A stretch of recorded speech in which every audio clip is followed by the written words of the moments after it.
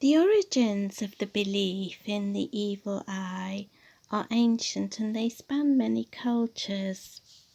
And central to the idea is that the eyes emit rays or energies, as well as absorbing them.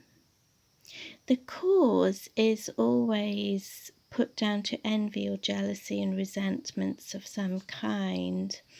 But I guess ill will or animosity could also produce the same effects. The evil eye can be directed purposely, but it's generally understood to happen unwittingly or unconsciously when someone has no actual intent to send or direct nastiness at all. Some people are described as having the evil eye, which suggests that some of us possess this power more abundantly than others. And it's also said that those with blue or green eyes may be more susceptible to the effects. The Greek philosopher Plutarch mentions it too, and he says, when those possessed by envy let their gaze fall upon a person, their glances fall like poisoned arrows. Malocchio is the Italian term for the evil eye, and to deflect it, the sign of the mano cornuto it's a hand sign with the horns pointing downwards is given, and declaring tia, tia as you make that hand sign.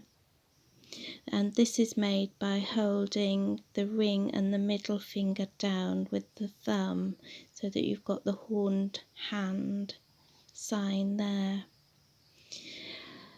Another amulet for this in particular is the hamsa, and that's the little hand with the eye in the palm, and this is also said to attract positive energies. But I guess the most well known is the nazar, which you can see on the little box in the middle of the picture there. And this has a certain shade of blue called techelet, which is particularly to guard against the evil eye. But also one of the other main colours is red, and so this is used quite often. Red chilies are another common one to use for this. And also, because of course we're most vulnerable when we're sleeping, a large red cloth beneath the mattress is said to provide protection. So, on to some other defences.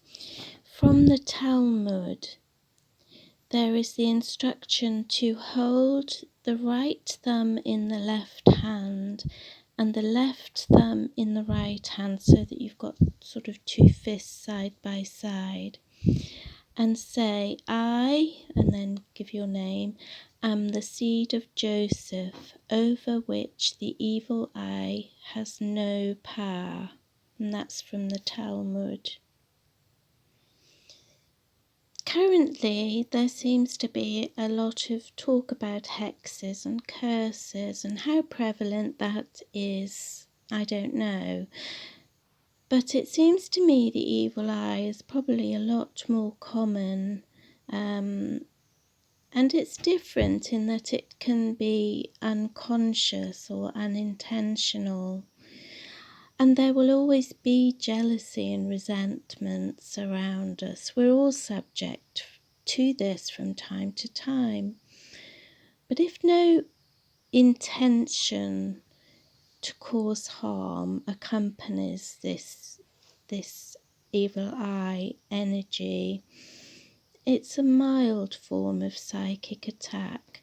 And when you're in a naturally good space, when you're sort of fairly healthy and happy, then your natural psychic firewall will probably quite easily deflect anything like that coming your way. But there may be times when there is intent behind that jealousy, or when you yourself are at a low ebb, physically or mentally or emotionally. This happens to us all the time.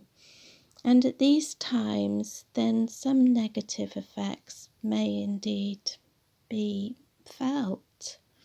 So that's a good time to use these amulets, and also to strengthen your aura. And this can be done with the LBRP, which is quite easy to look up and learn. It can be done by use of the regular use of the middle pillar exercise, which I have a video on.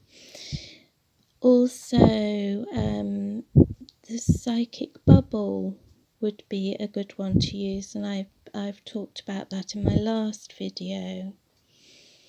And if you don't have a Nazar or a Hamza, then the idea of charging a piece of jewellery of your own that you can charge specifically for this purpose would be a great idea.